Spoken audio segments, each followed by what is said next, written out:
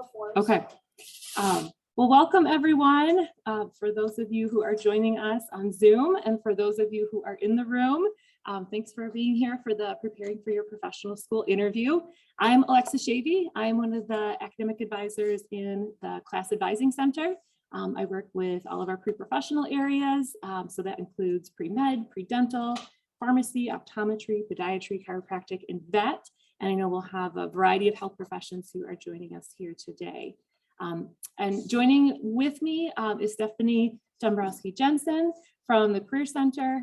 So she has lots and lots of background helping students prepare for interviews, particularly in the health sciences. So that's why she's joining us here today. We are recording this and we do have one of our staff members monitoring the Zoom. So if you're online and you've got questions, go ahead and put those into the chat. And of course, for those of you in the room here, we're pretty informal, so you can go ahead and ask questions as we go. So here's a little bit about what we have planned for today's presentation, talking about what the basics are about interviewing. Many of you have had an interview before in your life, something for school, something for work, but applying for a professional program can be a little bit different. So we're going to kind of talk about what the basics are. Virtual interviewing is definitely a reality now. So we'll talk a little bit about that. And then Stephanie's going to talk that main part about how to prepare those questions, how to feel ready for your interview so that you feel like you're really giving them some quality content, helping them get to know you. So Stephanie will talk about that. We might have some time for some practice. There's some audience participation. And then we have two of our applicants who have gone through the medical school interview. Roland is going to be here to answer some questions, and I is going to be joining us through Zoom. And we'll talk about some resources to prepare too. So just to kind of help you understand what your structure might be for interviewing, you might have interviews at schools that are doing a variety of different formats. You might also experience just one of these. So that one-on-one interview is very much that traditional interview that you're probably familiar with, a job type of interview where you have one interviewer and it's you, and maybe you're interviewing with them for 20 minutes, 30 minutes, an hour. In the professional school realm, that could be a faculty member that's interviewing you. It could be a staff member, could be an alumni. So it could be a doctor or a dentist who's interviewing you, or it could be a current student. And you might have a variety of these. Maybe you have a student interview and then maybe later on you have one with a practitioner. So it's nice when you have those. You can definitely build that rapport when you're sitting and talking with somebody for a good hour. You might find that they're asking you questions about your application or something that maybe of a common interest. They really dive in and talk about that. So it's not uncommon that we hear people say, they knew that I did sailing and they asked me about sailing for half my interview. There's a rhyme and a reason to why they do those things. So the one-on-one interview might feel very comfortable. Some of the others might be a little bit different for you. So another format is like a panel interview where you might have multiple interviewers interviewing just you, and they're all kind of getting the information at the same time. That's going to feel a little bit more like the hot seat. And if you're not familiar with that, that can be a little nerve-wracking. And you also might have it flipped where there's maybe multiple interviewees. So more of a group interview where you're all trying to answer questions, make sure that you're getting your voice heard, that they're getting to know you and who you are. But at the same time, you're also trying to show how you can interact with your peers and kind of show some of that teamwork as well. So that's a little bit about the panel and group interview. The video interview, we've seen definitely increase in usage since prior to COVID, we were seeing it, and definitely since COVID, we've seen a lot of schools adopt something, a video type of interview, either into their assessment of their interview process or their assessment of candidates. And some schools are using it for their admission decision. They might say that it supplements some of the written application materials and maybe the live interview. So the video interview is more of that asynchronous, where you are maybe answering questions, some type of prompt or situational judgment that you have to make, and you either respond in writing or you might respond with a video response, depending on the format. That, like for Casper, sometimes those video responses are sent to scorers, and then those scorers give you a score, and then that score, that raw score, is what's sent to the schools. It's not actually the video response. unless you're doing maybe Casper's snapshot. In that case, those video responses are sent to the schools. Same thing with Kira Talent. So kind of what I'm getting at here is you're very likely going to experience some type of video interview. How that information is going to be used can vary by the school. And then you might have to do multiple. So you might find that one school that you're applying to is using Preview. Another school that you're applying to is using Casper. So that's a whole new thing that applicants are having to keep up on now. And then the multiple mini interview, the MMI, that is a really unique type of interview that we see a lot of the medical schools do and dental schools. Not only, there also are some pharmacy schools that do them too, but those are that round robin style. So whether it's in person, you might be going to different rooms and having a different interviewer and having these short 6, 7, 8-minute interview stations where maybe you're given one question and your whole time with that interviewer is to talk about that one question or that one topic.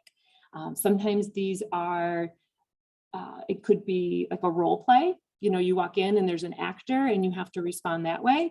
It could be you're walking in and they say, teach me something, teach me how to wash my hands. So they're assessing your oral communication. There's a wide variety of things you might run into, which also makes it kind of fun.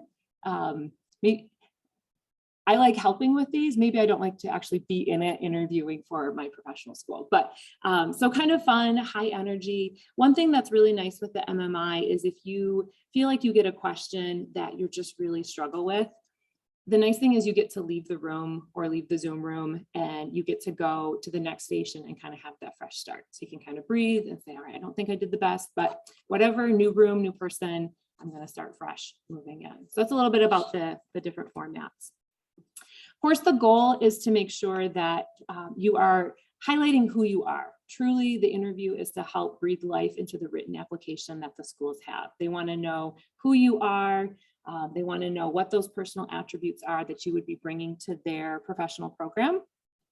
And you can see on the screen here, this is specifically from Casper, some of the different professional attributes that their assessments are looking for, but this is really common. You're going to see schools who want to know what's your communication style, how empathetic are you? They're also looking for fit with your application, so congruency between what did you put in your application and is this the person who's actually showing up on interview day? So again, you're just trying to show them who you are, not tell them who you think you want them to be or what you think they want you to be. The other thing to keep in mind when you're interviewing, you might have some variation of this, closed, open, or semi-open applications. So you don't know, unless they tell you, you might not know how much the interviewer knows about you. They might have everything. They might have your GPA. They might have your test scores. They might have your experiences. We would call that open, so they have access to everything. Or they might be closed. They might know nothing about you other than you have an interest in their school. In that case, you really want to make sure that you are telling them a little bit about your background during the interview. If you volunteered with a homeless shelter, they're not going to know that unless you tell them. And semi-open might be that they can see your written application, but not your test scores or your GPA. So it's definitely okay to ask in the process as you're getting the information about the schools, how much your interviewers will know about you. To be safe, I would say assume that it's closed. And then that way you're explaining, you're explaining your background thoroughly rather than them you leaving and they didn't hear something really excellent that you participated in or missed a part of your application. And then virtual interviewing. So before, as COVID was happening and we saw a lot of these schools pivoting to virtual interviewing because they had to, we are also hearing feedback that schools were saying, there's something to this. There's something to it from an applicant perspective that this is now creating more access and more equity across all of our applicant pools. You know, who can travel to different schools, who can stay overnight, who can afford interview clothing. It changes the game when everybody can log on through Zoom. You'd have to have access to the technology, but that on-camera presence, everybody can get in a different way. Schools, we're also finding we can reach more interviewers. We can have our alumni from wherever they are in the world participate in our interview process. We also don't have to, there's a budget perspective that they could, that changed. So a lot of the schools are saying, we feel like we figured this out and we can learn a lot about our applicants through virtual interviewing. There are other schools that said, we really miss being able to bring applicants to campus and being able to give them that option of being able to see our school and help them get to know other students who are here. So here we are again, you're probably going to have a little bit of both. You're going to have the option to do virtual, but you also might have schools that welcome you to come in and interview in person. In terms of the logistics of it, of course, you want to think about your location. One thing that's really nice with Grand Valley is we've got the Career Center that has spaces that you can use. The library can offer you some quiet space with good internet. So one thing to just think about is if you're at home, who's around you? Do you have pets? Do you have family? Do you have kids? Are you in your bedroom? Is the closet wide open? So you definitely have to think more about the background space than you would if you were going to a school. I did have a student last year. She took this advice and she cleaned her kitchen and the kitchen was in the background. And she said they actually commented during the interview, they said, wow, your house is so clean. And they share, they're like, we've seen all sorts of things during interviews. So it can be little things like that that can really make that positive first impression. The other thing with camera presence is you want to think about your lighting. You want to think about how your sound, you want to make sure that you've got stable internet. For me, like I notice when I'm at home, I get great lighting in the morning, but in the room that I'm in at night, it's terrible lighting in the evenings. So little things like that you want to practice and see what you look like if you're going to be on Zoom. We also, Big Interview, I think is a great resource. We've got a link at the end that we'll share, but Big Interview is a platform that the Career Center has that gives you a chance to kind of practice with virtual interviewing, and you can record yourself and you can see what you look like on camera when you answer those questions. I practiced it one time and I noticed, I might fidget or play with my hair, or maybe there was some clutter in the background that I didn't notice. So it just gives you a chance to kind of practice and see what the schools might see.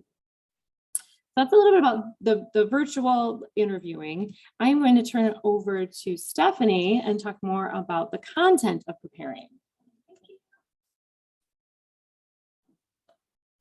All right, make sure you can see me. All right, hello everybody. Who here loves interviews? Who here, I'm assuming, has everybody had an interview before in their life? Who really enjoys that process? There's Holly, you? Yeah, there's always one person that says, I like it. The rest of us are like, and that's normal because we do feel like we're kind of on the spotlight and we're really nervous. And I always say, before I talk through any of this, think about really shifting that mindset to excited. And I'm sure you've heard that at some point where they say, if you're nervous, think about more, it's exciting. And I think when you really embrace that, like, I'm excited, I get to share my experiences, I get to share things I've done with these committees or one-on-one. It changes the whole experience because that's all you're doing is sharing stories of things you've done in the past and how you've prepared to be in that space and place for you to move forward. So yes, it is nervous, but when you embrace the excitement, it totally changes the whole kind of mindset of that. So today I am going to go through some kind of traditional interview tips and things to think about. So preparing for your interview, definitely do some research. There's typically a question about maybe why you picked our school or why this program. Even look at the professional websites for the area of study that you're going into, whether it be PT, PA, nursing, med school. There's usually a professional association out there. It doesn't hurt to kind of research that. Research the school's mission statement, their values. Class, you guys have a really great website that has the different pre-professional programs. Click on there. And then I think there's a State of Michigan link on there that you have all the schools, and it will show a little bit about their mission statement and really know what that mission statement is. Some are focused more on research, some are more the rural or underserved population. So if we do a little bit of research ahead of time, we're more prepared to kind of understand those type of questions. And then have some questions too. Think about the school, think about things that are important to you. So come with some questions. Think about your outfit. I think don't think about fashion statement. Think about something that is not super distracting. We say keep kind of basic and plain. So stick with blacks, grays, blues. And I would encourage, a suit jacket if you're going in person. Don't wear, if you're a female, really high heels and short skirts. It isn't a fashion statement. It really is kind of plain Jane or plain Joe or something in between. We just don't want to be distracting with anything too flashy, too colorful. So if you have like what I have on today, very colorful. So if you have anything, in question, please feel free to, you can meet with us and say, is this work or not? Okay, so kind of transitioning into more of the formal versus informal interview. And Alexis kind of alluded to that, is you may get something that's more like a conversation. And we really don't know which way that's going to go, if it's going to be more formal questions or more of the informal conversation. So be prepared to think about it could go either way. When you work with the Career Center, we really like to kind of to set the stage as more of that formal. So if you do get where it is a little bit more conversational, you're prepared for kind of what I call the worst case scenario questions. So now I'll kind of transition into that of themes of questions. Who here has done some like research, like what questions are they going to ask me? You'll go online and you'll Google. I mean, y'all probably have, right? Because you want to know, and you did that ahead of time too. We spend so much time trying to research what questions that they're going to ask us that we forget about really just focusing on what we've done. And I find that most questions fall under themes or what I call buckets. So if we're more aware what those buckets are, we can then think about things we've done in our life and how they fit into those buckets. So I'm going to hit what I would think are the themes, and we have strategies for all of those. And I won't go into each strategy, but we'll hit behavioral based a little bit deeper in some strategies. But as you move forward in your interview preparation, just really focus more on the things I've done in my life. And again, I'm going to next slide, I'll talk a little bit more about how to do that. So themes of questions are self-awareness. Questions that maybe are, tell me about yourself, or what are your strengths? What are your weaknesses? Those are the self-awareness questions. The whys, why this profession? So why do you want to be a doctor, or why our school? So there's the who's, the whys, and then the demonstrating something, as Alexis talked about, like when they ask you a question about, teach me how to, teach me something, just anything, and you have to come up with it, or teach me how to wash your hands. Or diversity questions. You may be asked something about what you see as diversity, or how you view diversity, or maybe give me an example of you working with a diverse set of people. Uncommon questions is another one that sometimes gets thrown out there. I don't know if anybody's ever been asked a question that feels really weird, that has nothing to do with what you're applying to. And it could be something like, if you were a superhero, what would you be? Has anybody ever been asked a really weird question? Yeah, and you're thinking, why would they want to know that? They're really kind of looking at your personality, your ability to maybe answer a question you weren't prepared for. So how do you handle a little bit of stress? So don't be surprised if you get a question that feels like it has nothing to do with anything you're applying to, and it's just kind of out of the blue. But that's another theme of a question, is an uncommon question. And then we find another bucket, or more technical or skills-based questions. I find this more for maybe technology-related field versus a professional school interview, but it is a theme. And then the MMI and scenario, which we talked about, and then behavioral-based. I really want to hit on the behavioral-based because I do think it's a question that gets asked quite frequently within a professional school interview. So we'll talk in greater detail in the next slide. The other thing is I want you to think about what I call evidence-based answers. Everything that you're talking about should always be backed up with either an example or something that they can see or demonstrated what you're talking about. For example, if I was to ask you what your strengths are, you don't want to just say, well, I'm empathetic, I'm outgoing, I'm a good team player, without backing it up with where or how we feel like that's a characteristic of who we are. That's making it evidence-based. Otherwise, somebody else can come in and say the same thing. You don't stand out because your answer isn't unique. So we always want to think about answering our answers with some sort of substance of where, how, or why we feel like that's something that we align with. All right, so who here has ever been asked a question like, tell me a time you had to deal with a difficult person, or give me an example of a time you had to do something. You've had that before, yeah? And you're like, I don't know how to answer that. It sounds like they're trying to pull a story from you. So if you are in an interview and you hear something that sounds like, tell me a time, give me an example, you want this story, we use what we call the STAR method. And the STAR method is simply an acronym to help you tell your story. I find that in an interview, I do get nervous, even though we talked about excited. And sometimes our mind goes blank.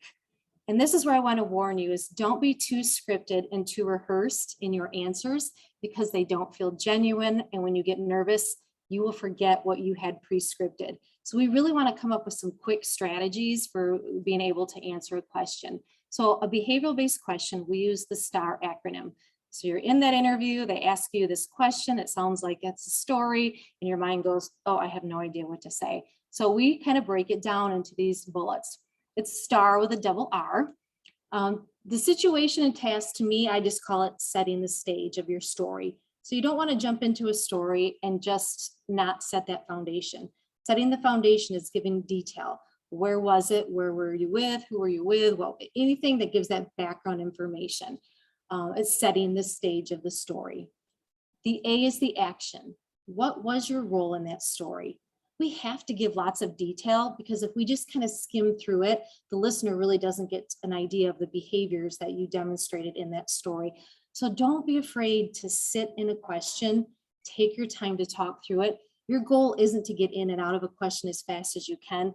It's to sit there and give those details. So don't be, people say, well, what if I'm talking too long? If you're sticking with this strategy, you're doing just fine. You're giving those examples of the action that happened in that story. The A is a result. So what happened in the story? And then to me, the key in any behavioral-based question is reflection. That means you can take any story. It doesn't matter if it comes from school or home or sports or campus involvement or clubs or work. You can bring any story in as long as you reflect on maybe a takeaway. What did you learn from this story? What maybe competency or skill did you bring from the or take from this story that maybe could help you as a physician or as a PT or a PA? So we're going to get a little bit of time to practice that because this really is key to really articulating an experience that you've gone through, what happened, and then reflecting on the takeaway of what you learned from that. So how to pick your story. And this is probably the biggest thing is you've all done so many things. Like you're like, well, I don't know what story they're going to ask me. No, we don't know that. But this is how I kind of help you prepare for it. And you might, if you have paper in front of you, write down some notes. But I want you to think about the core competencies or attributes for your profession. So write a couple down. And I know Alexis kind of showed some competencies early on, but they may differ a little bit. A nurse may have a little bit of a different competencies or attributes as a doctor, as a PT or a PA. But think about in your mind, what do you feel like are those core competencies? It could be empathy, time management, but kind of aligned to think about as a physician, what are some of those core competencies that I need? So write a couple down.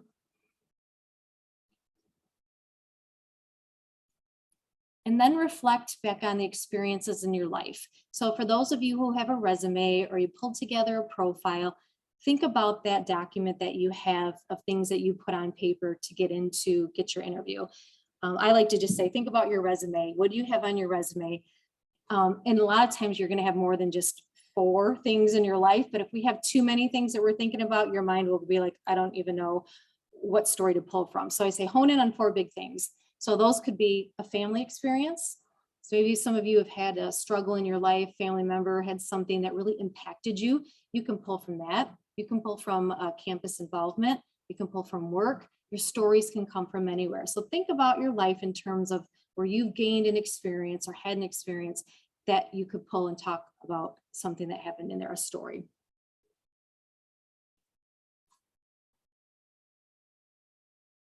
And then from your, I call them buckets and red buckets, I'll tell you why. So think, because when you get nervous too, and this is that strategy, if you are in that interview and you get really nervous and they ask you a question, it's okay to say, I'm gonna need a second to think about that.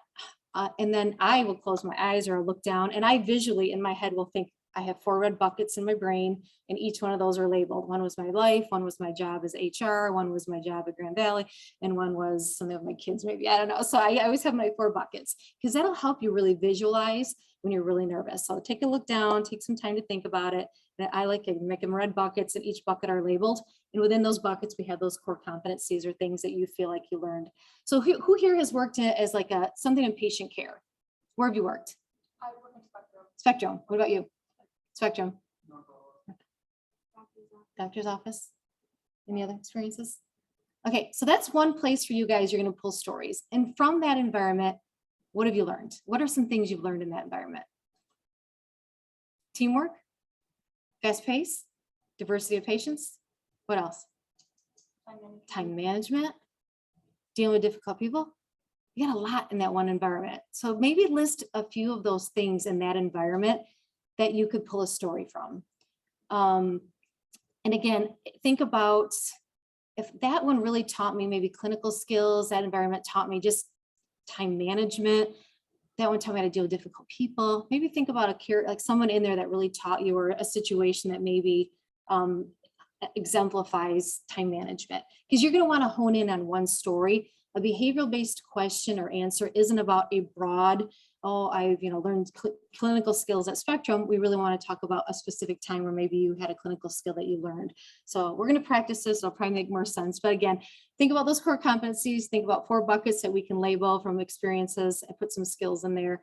And now we are going to test it out. So this, I'm going to give you a couple minutes, and I want you to think about, give me an example of a time when you failed. So I want you to think about things in your life that you've done, whether it be family, school, work. And failure doesn't have to be a huge failure. It could be something, maybe it was just a learning curve. You didn't work out and you had to learn something new. So again, the S and the T is your story. A is what happened. R is result, and then reflect. So I'm going to give you minutes, maybe 2 minutes to think about that. And then I want you to share with a partner your story of when a time you failed. Did you get any behavioral-based questions during your interview? I did. I got this question. You did get this question. Well, I'm glad I picked this. Similar. So it's not uncommon that you're going to get a question that really wants you to either talk about overcoming an obstacle, feeling. So who here is having a hard time thinking of a story right now? Kinda, yeah. That's why you got to take a little time. Yeah, definitely.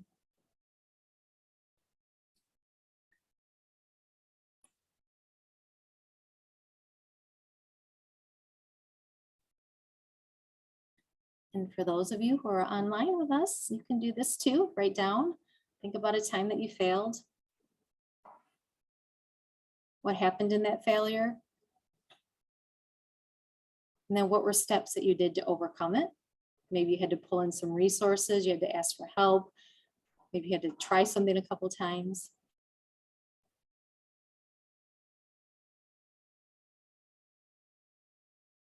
And then when you reflect, think about the other things that you may have gained in that. So when you reflect on your story, think about, did I learn what it felt like empathy? Even like if you had to really struggle through something, maybe you felt, a sense of, I couldn't do this. I overcame an obstacle. I brought in some resources. How does that impact you as a physician even? Do you remember what story you had, or that it may have been a while ago? Yeah, I talked about specifically my time management during my freshman year in college here, how it was not a skill I developed very well in high school. Yeah. And that led me to having some bad grades on some STEM courses through my first semester here, especially in, I think, my first anatomy class. Okay. And then did you have to meet with faculty or tutoring or anything? What were the steps that you may have taken so you could overcome that failure? Yeah, I started going to tutoring, and I took some advice from friends on how to set up a study schedule and get my calendar figured out. So I was studying more efficiently and spending my time better and working on time management. Awesome. So the result was, did you get better in your classes? Yeah. And then if you reflect on that, what was your takeaway? Did you learn that, number one, I not only learned time management, but I learned how to bring in support or use resources, or what else did you take away from that? Teach me I need to step out and ask for help when I need it sometimes. And it taught me a lot of important study skills that helped me future on the rest of my career. Yeah. And so even when you can tie that reflection back into, when I know in med school or even as a physician, I may need to pull in a colleague to get, a little bit of support on a case that I'm working on, or in med school, I may need to create some study groups. So I feel like this example early on in my life really helped prepare me to be successful with time management. So really that's the key, is that reflection. You're tying in that story into some future behavior, either as a physician or even in med school. So thank you for sharing that. I didn't mean to put you on the spot, but I appreciate, since you said you had that question, I appreciate it. So we're going to do one more. And then if anybody wants to share their answer with the next one, I would love it. So tell me about a time when you had to make a difficult decision. Again, the decision could come from anywhere in your life.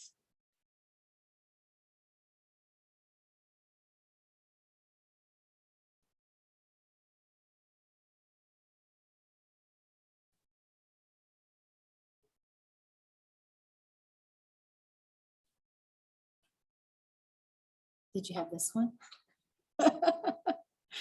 I'd be surprised. Not that I recall. Yeah, and that's the thing, we don't know what behavior they're gonna get at, so. And I know everybody's back there is kind of looking like a deer in the headlights here. I know these are not easy to think about, but as we just heard, it was actually, these behavioral-based questions are getting used in med school.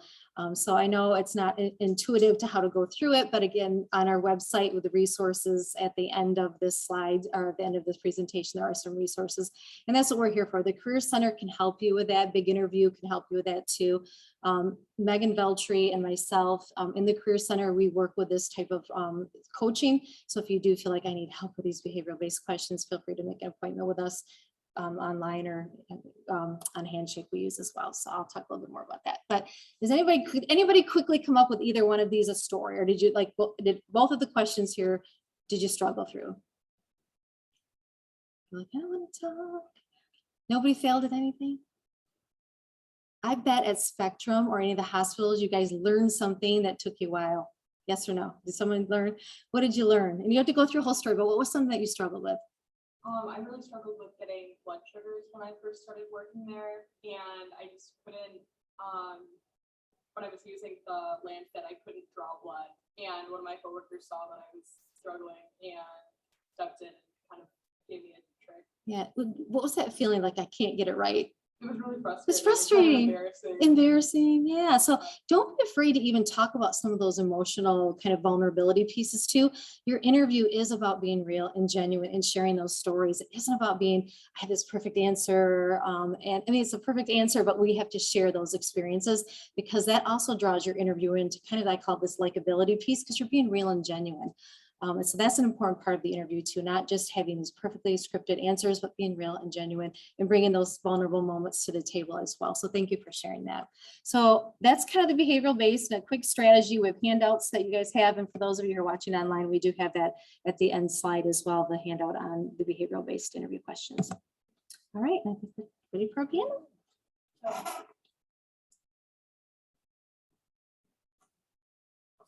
We're going to reset for our panel here. So we have Aya, who is joining us online, and Roland, who is here. I think if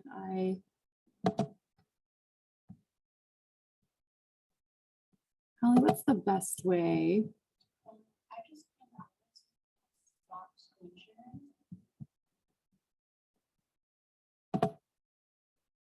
Perfect. Okay. Hi, Aya. Hi, Alexis. How are you? We can't hear you. Okay. Let's see. Can you hear me now? No? Can you try again? Okay. So it looks like people on the chat can hear me, but It was just our room. Holly figured it out. The volume was turned down. Simple thing. So, okay, well, good. We can hear you. And then Roland, we'll have you come up here and take the camera spot.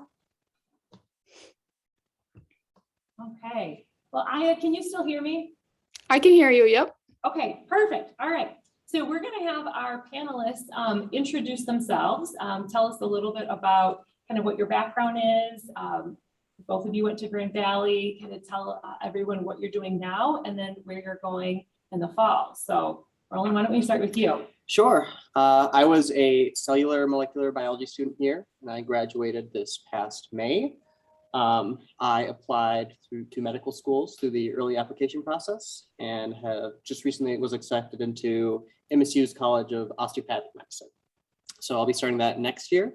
In the meantime, I am working full-time at a couple jobs, a paramedic position and a fire department position, and volunteering for Grand Rapids Project Red.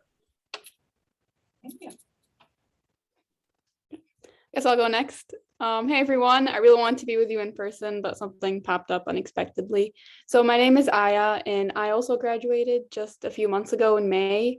I was a biomedical sciences major with a minor in chemistry. And I applied to Wayne State, MSU Com, and MSU CHM, and I decided to go to MSU CHM. So I'll be starting there next fall as well. So. I applied through EAP, just to also clarify that. Well, thank you both. So you both have a variety of interview experiences. And one thing just to preface for those of you who are attending today, when you interview at a professional school, you do usually sign a contract or something saying that you're not going to share specifics. So they can't say exactly what a question was, or maybe like a team activity that they were able to do, but they can definitely talk about their preparation and readiness. So I've got just a couple questions to kind of get us going. So Aya, why don't we start with you this time? Can you talk about how you prepared for your first interview? Yeah, so for my first interview, what I really focused on was researching the school's background.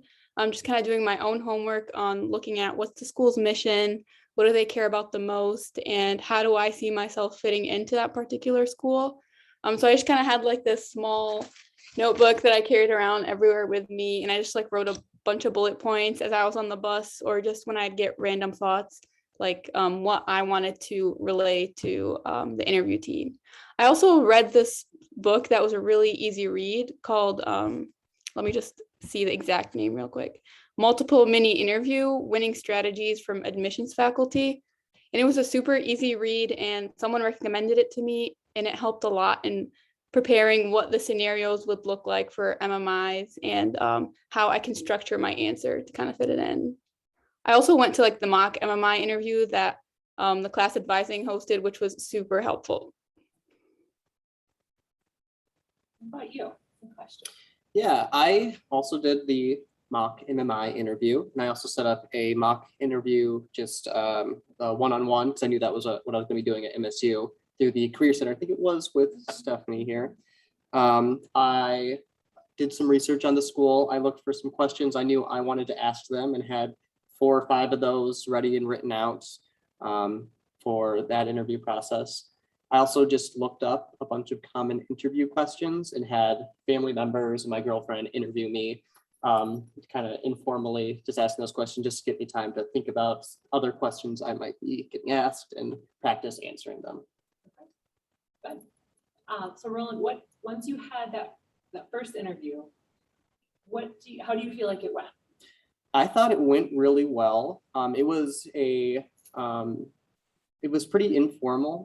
He had obviously had like questions he had prepared to ask, and then we just talked about the answers for a little while. And he seemed very like he was trying to ask me questions that would showcase myself and give me an opportunity to talk about the things that I wanted to talk about. And I had a lot of clinical experience, so we spent a lot of, probably at least half the interview, just talking about my experiences and what I gained and benefited from those, and how that led to me wanting to be a physician.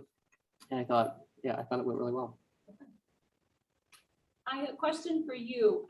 Was there anything in your interviews that you felt really unprepared for? I just didn't know what to expect for the closed interviews. So you can have like open file and closed file interviews. And when I went to MSU CHM, and I think MSU Com also was a closed interview, I just wasn't sure like how much to expose from my experience, so it wouldn't be so repetitive, or kind of just where to start on my story. And I think it's important to like actually know if your interview is closed or open by looking at the school's website, or emailing. I think I emailed you, Alexis, the night before, and I was like, is it open or closed? So you can make sure you don't want to miss the important points, because that was something that I wasn't very sure about for my first interview. And I kind of felt hesitant when I was talking, and I wasn't as confident telling my story, not knowing if the person in front of me knew or not. So. What about for you? Anything that once you, anything that you felt unprepared for, or wish that you had prepared differently for once you actually got into the interviews? There were a couple questions that I remember struggling a little bit, just trying to get answers out for it. I had to think about them for a while. And those tended to be the questions similar to the ones we asked for, like issues that you had prior to coming into medical school, or things you struggled with. I have a hard time bragging about myself for one. So those were a little difficult for me as well, but I didn't have anything that I was super, super blindsided by, I don't think. Okay. That's good. Mhm. That's good to hear. That's good to hear. Well, let's open it up to questions either in the room or if you've got some coming into the chat. Yeah. Aya, could you repeat the name of that book that you read about MMI interviews, please? Yeah, it's called Multiple Mini Interview Winning Strategies from Admissions Faculty. And also write it in the chat. Let me write it out quick.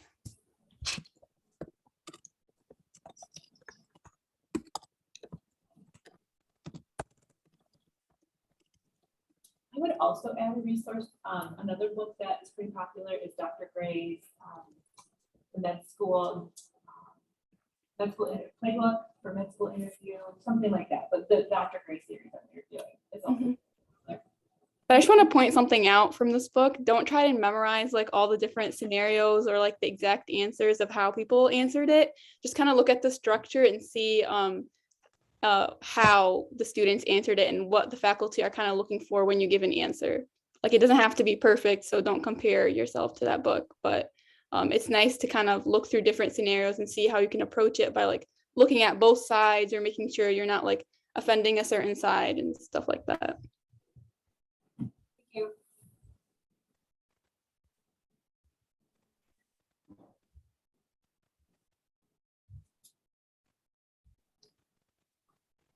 Other questions from in the room right now?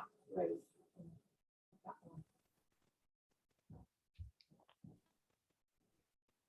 What type, any advice on the game part of the interviews? I didn't have a game part of my interview, so maybe I did. Yeah, I did. I would kind of say just approach it as if you would with like a group project or like how you would normally act when you have like kind of a team activity. Make sure that like you put an effort to get to also know the people that are in your group, and it's not just like let's do this puzzle or drawing or whatever it is and get it done with and do it right. Just don't focus on doing it right and more focus on like interacting with the other students who are with you, getting to know them or like asking them, what are your strengths? What are you good at? Just making sure you're showing that you're taking into consideration your other team members. I think that's kind of my best advice on that. They're super fun, so don't be really stressed out about it. Did you You're guys welcome. have in-person interviews or virtual interviews? Mine was virtual. Yeah, all of mine were virtual as well. I think they're also virtual this cycle, but I'm not 100% sure. Most of the medical schools are sticking to virtual.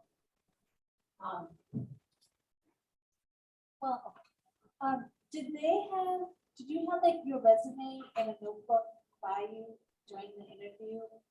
I know like it's a nice thing for an interviewer to see is that you're writing down, you're taking, not so much taking notes, but that you're like very active in the conversation too. Like if they say something, for instance, if you ask, explain the culture at this area, or what am I going to get myself into? Because as the interviewee, you also are trying to find out if this is a good fit for you. Right. Writing down those key points. Is that something that you did, or how responsive was the? So I did have a notebook paper next to me with I had written down it was either 4 or 5 questions I had that I knew I wanted to ask that I had just developed prior. And I also I knew it was going to be a closed interview. So I jotted down the key important parts of my pre-medical experiences that I knew I wanted to get out and speak about. So I was looking at those for opportunities to make sure I got those out as well. I didn't do that because I wasn't sure if we were allowed to. But during the mock MMI interview, I did have like a blank sheet with me, and right when the person read the scenario, I would ask for like a minute or two, and I just jot down a few points that I wanted to point out, because they did say you're allowed to have a blank sheet of paper and a pencil for the MMI interviews. So that was helpful because MMI interviews are really short and you kind of just scramble to say as much as you can in that short period of time. So writing down like a few notes of what you wanted to go through would be helpful sometimes. But if I knew that, I definitely would have done that. There's a question in the chat about science content. Did any of your interviewers ask you science questions? Nope, I didn't get at no direct science questions. It was more like gauging my personality and how I was as a person and experiences that I've had. Yeah, one of my interviews kind of did for Wayne, the faculty interview. He was talking about my personal statement, and I had mentioned like a sentence about a patient having arrhythmia from hypertension. And I guess it's an example of like being very keen on what you write on your personal statement, because he started like questioning me about arrhythmia and like hypertension and how that's like correlated. And I didn't really know all the details, but I kind of just made my way through it. And I told him that this was something I wanted to look into more. And it was a little embarrassing, but yeah, I was not expecting that. So, but it did come out of my personal statement. So I feel like it was fair game. Yeah. That's a good point too. Anything that's written in the application could be fair game to come up. So for those of you who've already applied, definitely be familiar with your application. And if you've not yet applied, know that sometimes people will say, should I disclose this on my application? Should I not? And oftentimes it's, would you be comfortable talking about it in an interview? And sometimes that can be a determining factor. One thing we always say is interviews, the schools are interviewing you just as much as you are also interviewing the schools. So Roland, you said you brought questions. What kinds of questions did you want to make sure that you got answered from the schools for the interview? One of the big ones was about research opportunities, because I know in general osteopathic schools tend to have a little less emphasis on research than MDs. So, and I knew that was something I wanted to do in medical school, so I was asking about that. What else did I ask? I asked about their thoughts on the curriculum, if they thought there was anything, any things that they're hoping to improve, or anything deficits that they think are needed currently in just medical school curriculums. Those are the two I remember off the top of my head. Okay. What about you? Any questions you prepared? Yeah, I kind of asked more personal questions like, what's your favorite part about going to that school? Do you kind of like the environment there? I did also ask, what do you think about the curriculum? Because Michigan State, the CHM kind of has like a different curriculum than the other schools. So I want to see what the faculty kind of thought of it. And really just that, like, what's their favorite attribute in a medical student? They're more like personal questions than specifically about the school. Yeah. Not sure.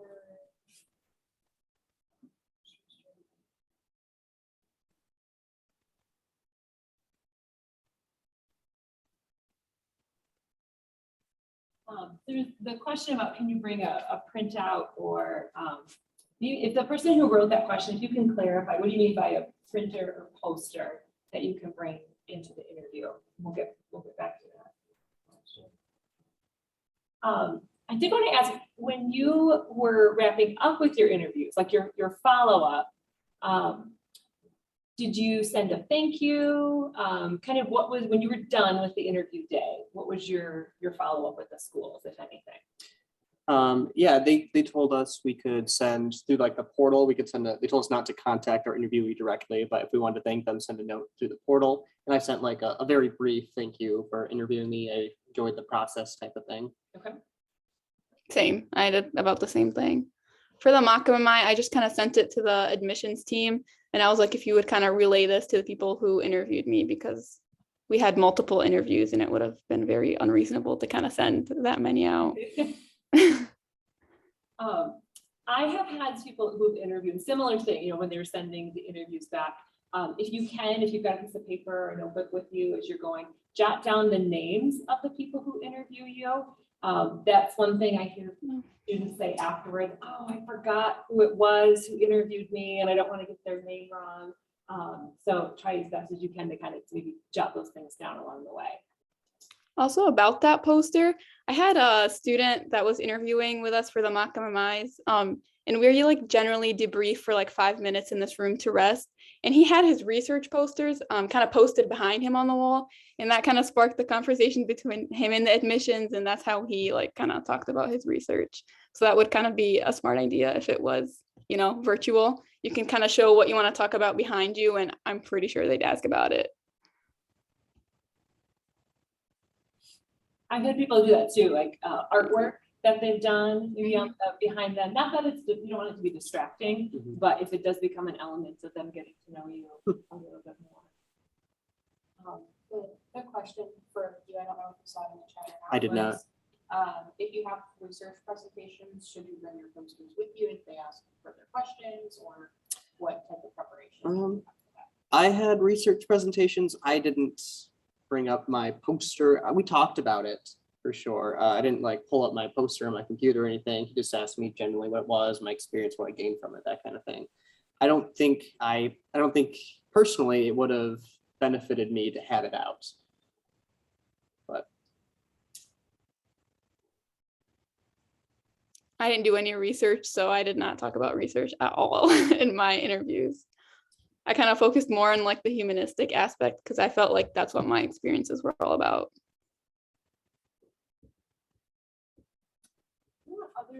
Any other questions from those who are here or online? Or Stephanie, do you have any?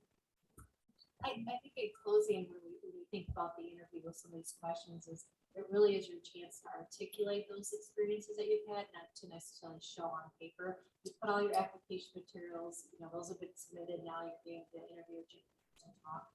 So I think, like you said, it's more about, you talked about your research, but you didn't need to show it. So I think it's your ability to demonstrate communication skills and who you are as a person and what you've done.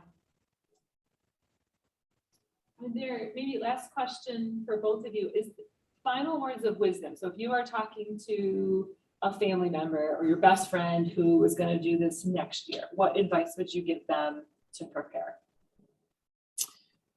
I liked I don't remember which one of you said it earlier, but the focus on being excited about the interview instead of being stressed about the interview, because I spent so many hours just like worrying about it, and it's not really something you can super study. You can look over things, but just don't let it take up your whole world. That's good advice.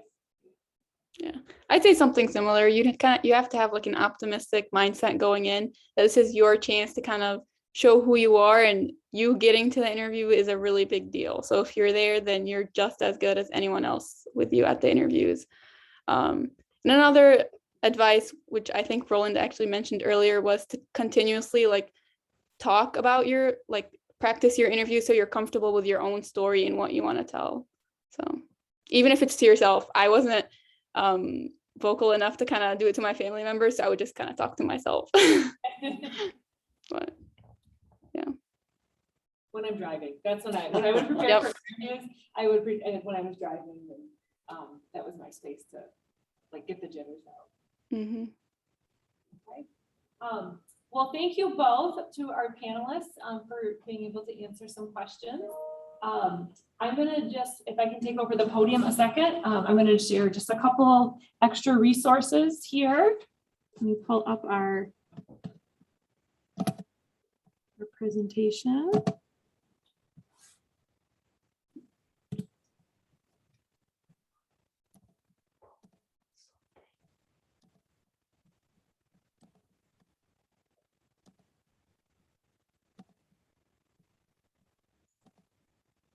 So just a final things, and Stephanie, of course, if you have resources you want to highlight here or things that are not on here, definitely let me know. Like you heard, practice. Make sure that you're feeling confident in the things that you want to present, that you know about the schools that you're interviewing in with, so you can really stand out as an applicant who's excited and interested in those programs. We've got a couple resource guides here. So AAMC, which is the Association of American Medical Colleges, as well as the American Dental Education Association. So they both have some publications for ways to prepare for virtual interviews, kind of the do's and don'ts. There's another YouTube series there. I will be sending this PowerPoint out to everybody who was registered, and I know we've got email addresses for those of you who are here today. So I will send out these resources. I highly would recommend use Big Interview. That can kind of help with that practice. Big Interview has a way that you can set it up so that your avatar that you're interviewing with, you can get questions for medical school, dental school, pharmacy, and there's one more professional area. So that's really helpful. As Roland said, meet with the Career Center. I did that as well when I was interviewing with Grand Valley. I went through a mock interview with them. And very, very helpful to kind of get some feedback from somebody else, some critical feedback before you're actually interviewing. Reviewing the school's websites, again, you heard that. One thing that I think is a helpful tip, a couple of years ago, somebody said that they went through the organization chart. So if you're interviewing at MSU's College of Human Medicine, know who the dean is, know who, kind of know who some of those key players are, because you might interact with them during the day. And it's nice to be able to understand who that person is and what their role is at the institution. And then lastly, both Aya and Roland mentioned the mock MMI. So we have a practice multi-mini interview program. We'll be doing that next week. So September 20th from 5 to 7. And then we have a second session on the 23rd. So that QR code will take you to the sign up page. And you can, I know we've still got a couple spots open for each session. Other than that, anything else that you want to share, Stephanie? No? Okay. All right. Well, thank you everyone who was here. Thank you for those who joined us online. And thank you to our panelists and to Stephanie. So if you've got any questions, you of course are welcome to reach out to me. Happy to answer any questions that come in. So thanks for joining us. Have a good day. Yeah, thank you guys for having me here today. Yeah, glad you could be with us. Miss seeing you in person. Yeah, I was planning on, but things happened unexpectedly. And can I also leave my email if anyone else wants to send me asks? Yeah, absolutely. Go ahead and put that in the chat. So if anyone has any questions about Wayne or the MSU Com or just like the MSU CHM multiple MMI interviews, I'd be happy to answer, as long as they're not very specific. All right, sounds good. Well, I'm going to stop the recording and we should be good. Okay. All right, bye everyone. Good luck at this year. Bye, Aya.